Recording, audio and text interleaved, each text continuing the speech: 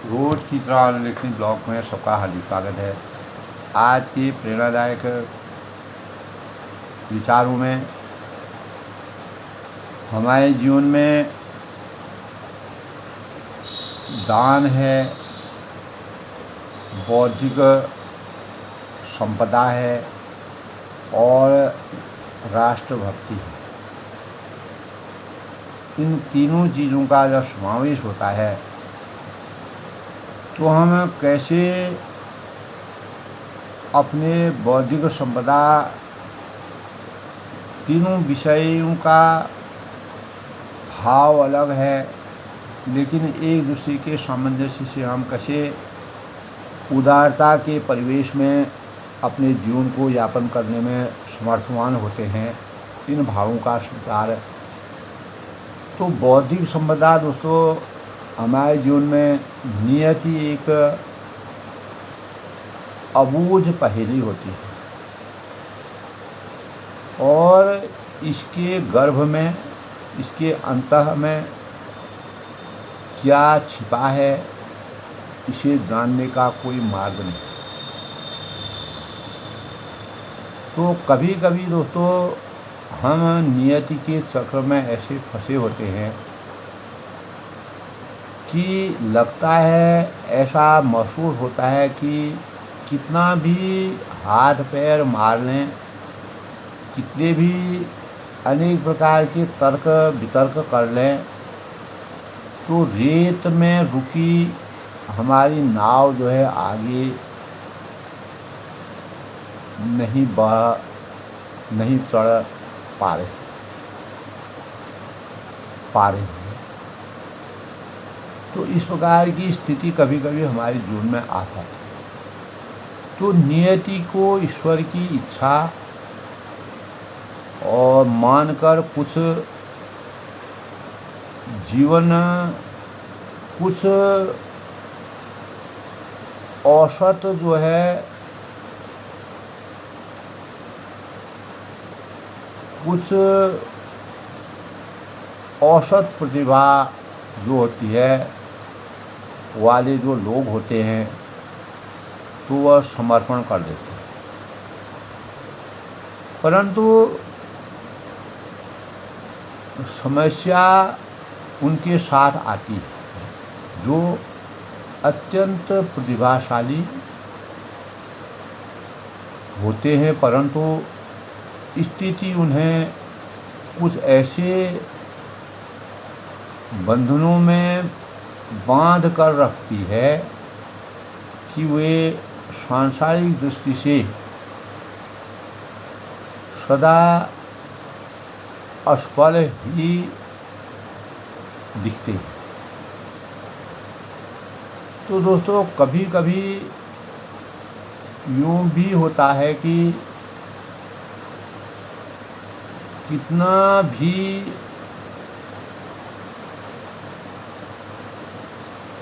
यानी प्रयास कर या प्रयत्न कर लें, जब भी यानी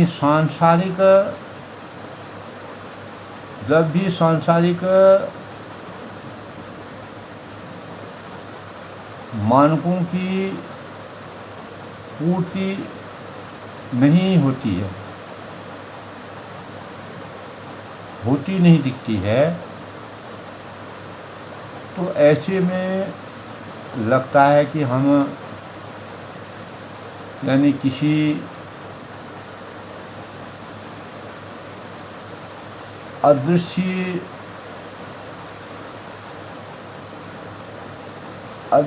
दीवार के विरुद्ध भटक रहे, ऐसा हमको परिवेश दिखता है। परंतु खिड़की है कि खुलती ही नहीं। तो पिता की मृत्यु के बाद स्वामी विवेकानंद जी का भी दोस्तों जीवन बहुत ही कष्ट में बीत रहा था। तो वह अपने गुरु रामकृष्ण जी की में शरण में थे और गुरु की आज्ञा में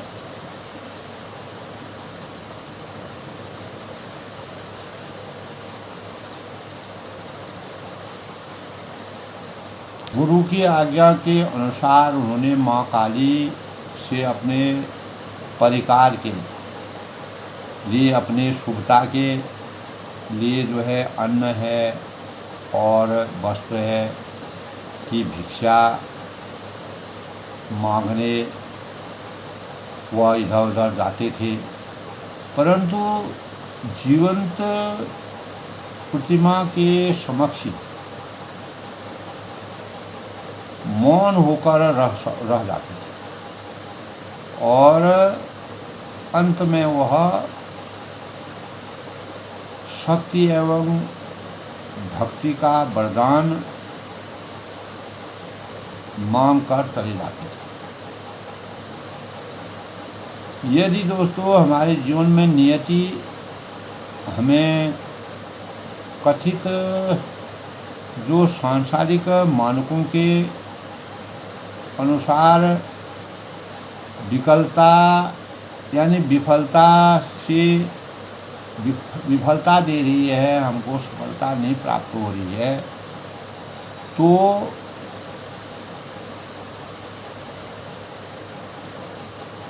विश्वास रखिए।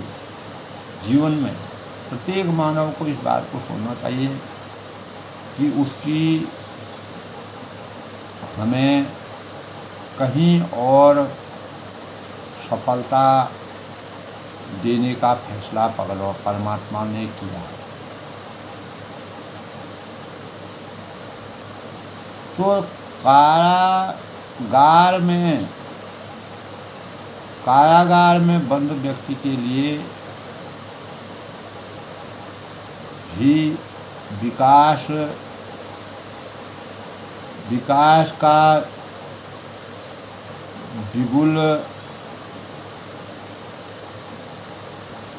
विपुल संचालन होता है। तो कई प्रसिद्ध एवं जो सफलता की जो पुस्तकें हैं, जो प्रेरणादायक पुस्तकें हैं, अनेक लोगों ने वह जेल के अंदर भी लिखी। तो जब तक अपने प्रतिभा को समृद्ध करते रहने का स्वाध्याय हम नहीं करेंगे, तो हमें वास्तविक चिंतन हमारे अंतःकरण में व्याप्त नहीं होगा। तो हम बुद्धि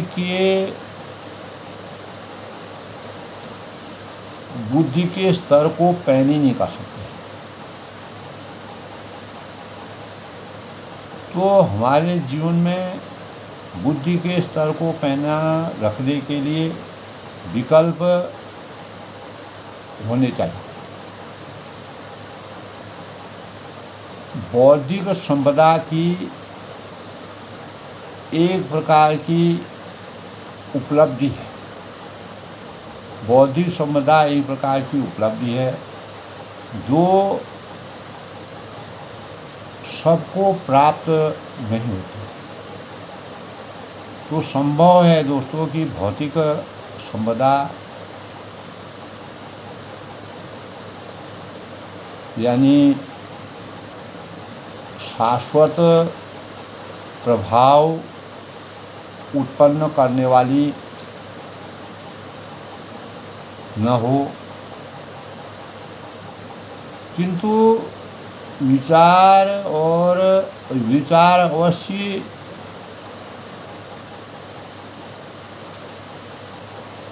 विचार जो है वह अवश्य सदियों तक या वर्षों तक प्रासंगिक रहकर हमारी और आपकी विरासत बन सकते हैं।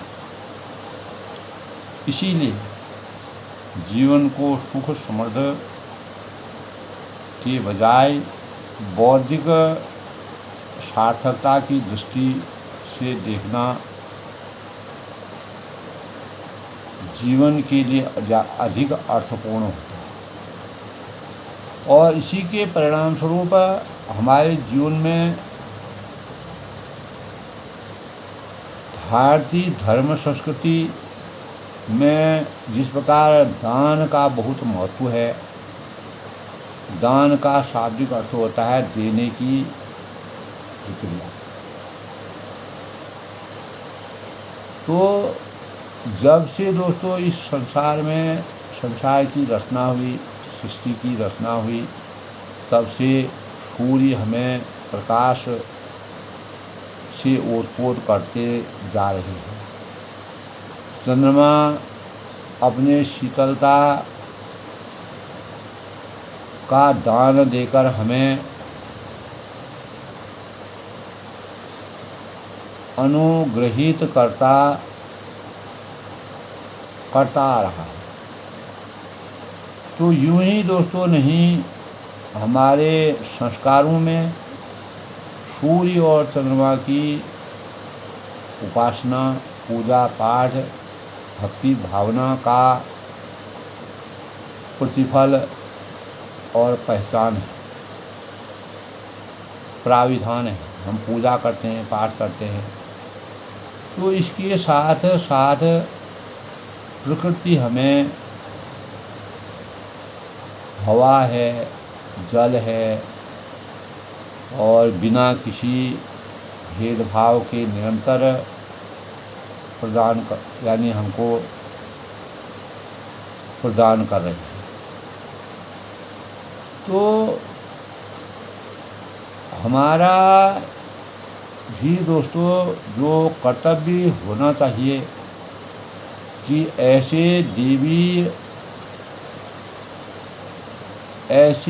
देवीय निस्वार्थ दान की मर्यादा रखें, अपने अंतःकरण में विराजें, तो उन्हें अपने जीवन में निर्मित करें और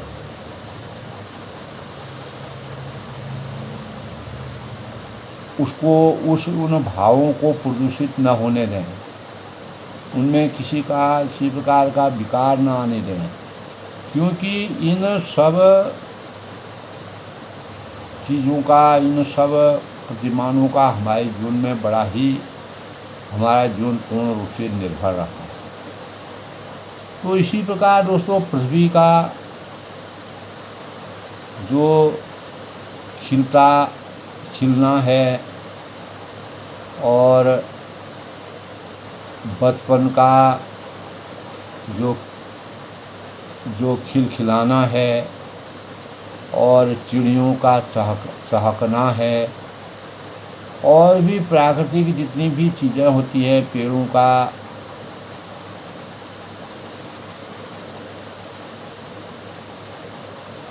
का अपना जब वह फल फूलों से लड़ जाते हैं, उनसे झुकने की प्रेरणा हमको मिलती है। तो हमारे लिए किसी दान से कम नहीं है। तो हमें दोस्तों आनंद विभोर कर सकते हैं, जो हमारे अंतःकरण को आनंद विभोर कर जाता है। लेकिन मनुष्य तो व्यावहारिक है, ग्रहण अधिक करता है और देता कम है। कैसे? अपनों के लिए तो सभी यथासंभव प्रयास करते हैं, उसके लिए कितने व्रत करते हैं, उपवास रखते हैं, और वह दान नहीं बल्कि कर्तव्य है, धर्म है। क्या ही अच्छा होता कि हम ऐसे शुभ समय में संपर्क समस्त जो हमारी अपनी जो इंद्रियों का जो नियंत्रण कर ईर्ष्या है, लोभ है, मोह है, शोभ है, स्वार्थ है आदि बुरी जो हमारी आदतों को दान समझ त्याग दें। जैसे हमने उसको दान कर दिया तो यह भी एक त्याग है, यह भी एक दान के समान। तो दोस्तों, विचार मंथन के परिणाम स्वरूप हम सारा जीवन सुख और सुविधाओं को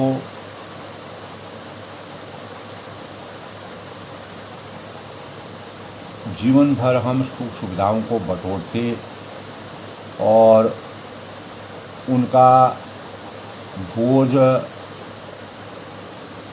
होने में हमेशा लगे रहते हैं। ज्ञानी कहते हैं, जो विचारवान कहते हैं कि अपने तन मन को कुछ हल्का कीजिए,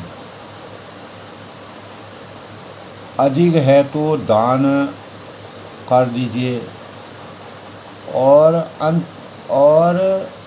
दान दें, अपने को अनुग्रहित कीजिए, दान दे करके अपने को अनुग्रहित कीजिए। तो विद्या दान, अन्न दान, अर्थ दान, भूदान कर हम यानी निश्चिंत हो जाते हैं, क्योंकि हमारे शास्त्रों में इस प्रकार के अनेक प्रकार के प्रेरणा के स्रोत भरे हुए कि हो क्या नहीं, यानी हमने ये दान कर दिया तो हम निश्चिंत हो गए, अब हमको कोई भी अपेक्षा जीवन की हमारी नहीं रही।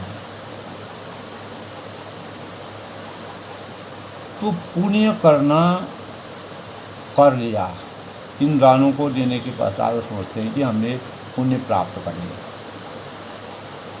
इससे बढ़कर किसी उदास चेहरे पर मुस्कुराहट का कारण बनकर देखिए। इन दानों के अतिरिक्त अगर हम एक उदासी चित्त को देखते हैं तो उसके बारे में मनन करते हैं, अगर हम उसके चेहरे पर मुस्कुराहट लाने का प्रयास करते हैं तो आजकल दोस्तों पुस्तक पढ़ने की प्रवृत्ति धीरे धीरे कम होती जा रही है। तो इसे बढ़ावा देने के लिए पुस्तकों का दान करना उचित है। कहने का तात्पर्य है कि धर्मात्मा लोग अपने प्रवचनों से, अपनी वाणी से, अपने विचारों से, अपने सुविचारों से, सुविकसित विचारों से, विलक्षण प्रतिभा से के वचनों के माध्यम से अच्छे विचारों का दान करते रहते हैं कि हम उनको सुने और सही अर्थों में उसको अपने जीवन में चरितार्थ कर रहे अपनाएं। तो इसी में लोक कल्याण समाहित है। इसी से लोक कल्याण की भावनाओं का संचार हमारे जीवन में होता है। यही हमारी राष्ट्रभक्ति है। तो जैसे गणतंत्र दिवस राष्ट्र निर्माण की प्रक्रिया का अर्थ है और देश का स्वर्णिम भविष्य गढ़ने का अवसर है, तो वह एक राष्ट्रीय महायज्ञ है जिसमें हर नागरिक को अपनी योग्यता एवं अपने सामर्थ्य के अनुसार आहुति देनी होती है। तो आकर्षण की वह आहुति न केवल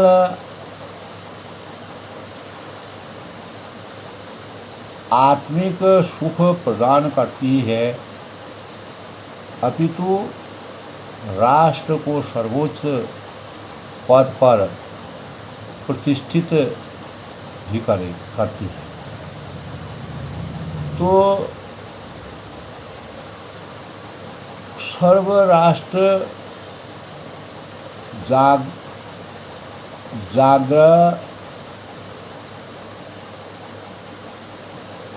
जागरण सर्वराष्ट्रीय जागरण, यानी यजुर्वेद के इस मंत्र के साथ यह पर्व जनमानस को जागृत कर राष्ट्रभक्ति के लिए प्रेरित करता है। तो राष्ट्रभक्ति ईश्वर की नवला भक्ति है। नवल भक्ति से कम नहीं होती, और अतः यानी मन, वाणी एवं कर्म से हमारा जो समय है वह चिंतन राष्ट्र की समर्पित, हमारा मन चिंतन मनसा वाचा कर्मा से हम राष्ट्र के प्रति समर्पित हो जाते हैं। तो राष्ट्रभक्ति वह जापानी नागरिक से सीखी जा सकती है, जो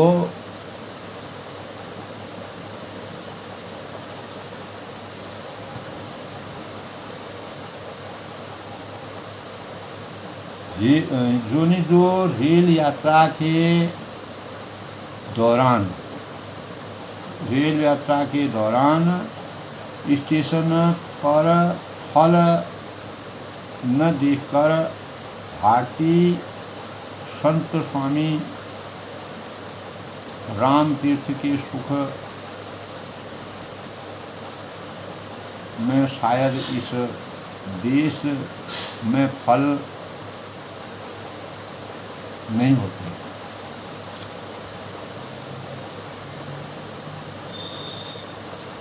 तो यह सुनकर दोस्तों अगले ही फलों की टोकरी के साथ उनके समक्ष उपस्थित हो जाते हैं। तो जब मूल्य पूछा जाता है तो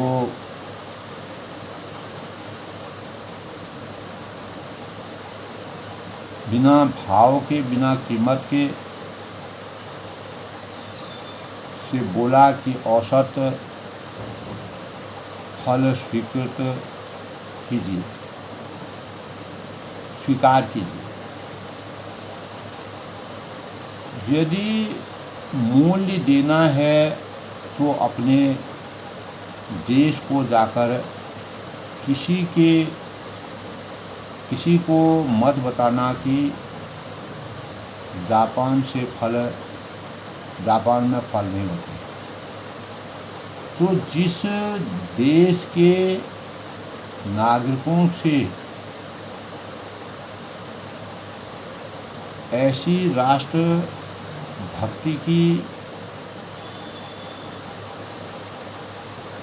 भक्ति ही वहाँ के, यानी जो वहाँ के जो गणतंत्र की कोई खतरा नहीं हो सकता है, वहाँ के गणतंत्र को कोई खतरा नहीं हो सकता। तो गणतंत्र की सफलता एवं देश के स्वाभिमान की रक्षा नागरिकों की उच्च चिंतन दृष्टि से होती है। जब चिंतन दृष्टि हमारी उच्च होती है तो गणतंत्र दिवस दोस्तों संविधान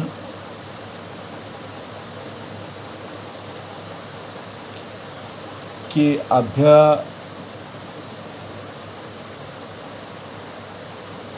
यानी के अध्ययन का ही अर्थ है। और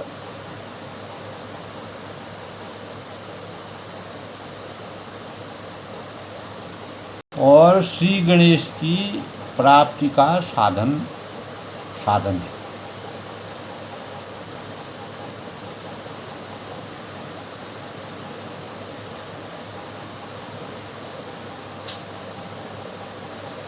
तो उच्च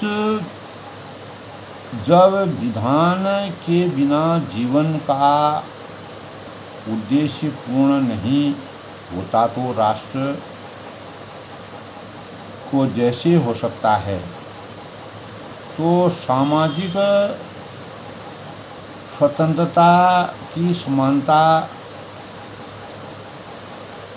तथा न्याय का सशक्त आधार होने से ही किसी गणतंत्र की रीढ़ जो है वो मजबूत होती है। तो इसके बिना दोस्तों राजनीतिक और स्वतंत्रता जागृत तथा देश का विकास पंगु हो सकता है। तो गणतंत्र को चिरंजीवी बनाने के लिए हमेशा जागृत बनाने के लिए हमेशा सृष्टि के संरचना के साथ जोड़ने के लिए बनाने वाला जो हमारा जो लोग गणतंत्र को चिरंजीवी बनाने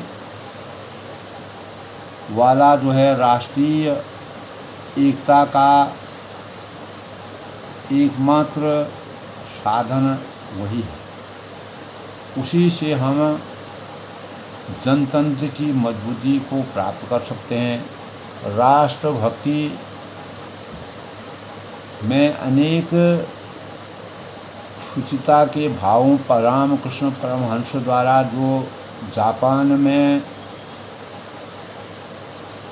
को हमने प्रेरणा के रूप में इसलिए लिया है क्योंकि वहाँ पर फल पैदा नहीं होते हैं, लेकिन किसी को इस प्रकार का एहसास न कराना, अपने देश की शुचिता को बनाए रखने के लिए, अपने देश की मानवता को बनाने के लिए, अपने देश के शौर्य को हमेशा उजागर करने के लिए हमारे अंदर राष्ट्रभक्ति के भावों का राष्ट्रभक्ति उस जापानी नागरिक से हमें सीखी जा सकती है,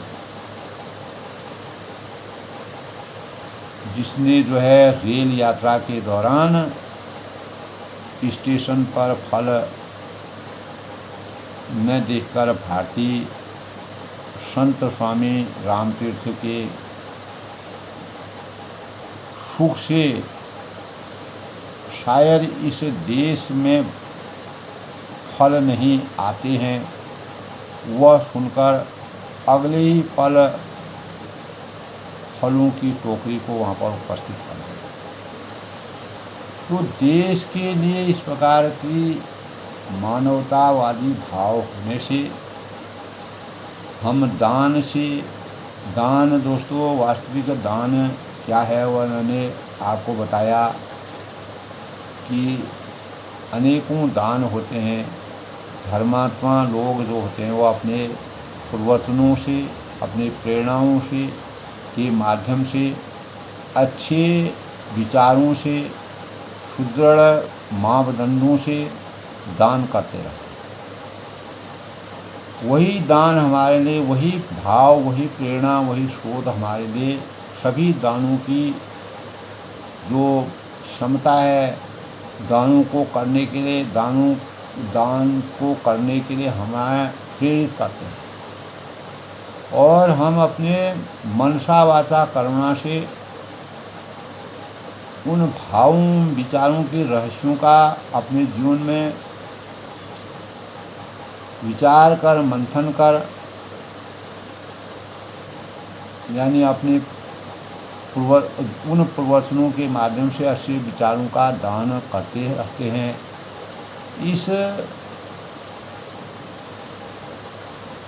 इसे उनको सुन कर सही अर्थों में अपनाया जा सकता है। इसी से लोक कल्याण होता है। यही दान की सबसे बड़ी पराकाष्ठा है। और जो दान हम करते हैं दोस्तों, वह कुछ स्वार्थ होते हैं, कुछ निस्वार्थी होते हैं, कुछ ऐसे होते हैं, लेकिन लोक कल्याण वाला जो दान है वह जो है सभी दानों का पूरक है। उसी से हम अनेक दानों की ओर अपने प्रेरणा को जागृत करते हैं, उसमें शुचिता के भावों का संचार करते हैं। तो आज के प्रेरणादायक विषय में दोस्तों आनंद सिंह ब्लॉग में सबका हार्दिक स्वागत है। सबके मंगल हो की कामना के साथ हमें राष्ट्रभक्ति के सही स्वरूप को समझना, दान की पराकाष्ठा को समझना और बौद्धिक संपदा का क्या मूल है, उन भावों को समझ करके अपने जीवन को कैसे हम सामाजिक परिवेश में एक अच्छे नागरिक होने के और देशभक्ति के भावों का संचार करने में समर्थवान होते हैं, वही हमारे जीवन का सबसे बड़ा दान है। वही हमारी बौद्धिक क्षमता है, वही हमारे राष्ट्रभक्ति का सबसे बड़ा मानक है। तो सब लोग सुखी रहें, खुश रहें। अपनी वाणी को विराम देते हुए कल किसी नए प्रसंग से, तब तक के लिए सबका अभिनंदन।